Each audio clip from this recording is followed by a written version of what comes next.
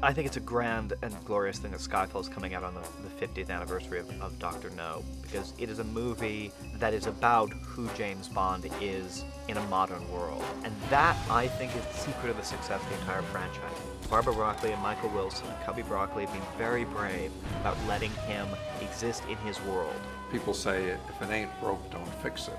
That's probably a formula for complacency in our business, which can lead to the end of the series. So I think we're always looking for ways to give it new life and to rejuvenate it. I sat down with Sam and we talked about Bond.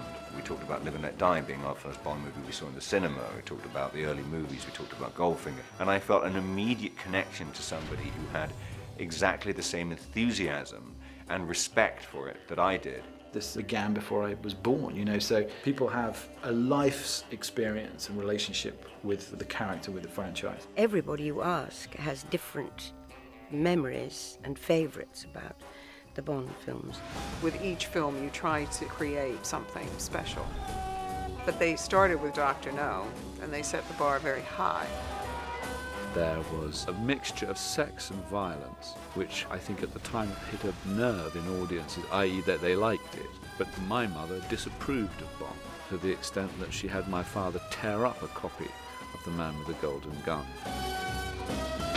50 years is a long time for any series of film. I remember going to see the first one at the cinema. Who would have thought 50 years later they're still doing it? It's marvelous. First rule of show business, know your audience. And Cubby, he knew the audience for a Bond film. He knew what they were expecting, and he knew how to deliver it, and we just keep trying to do what he did.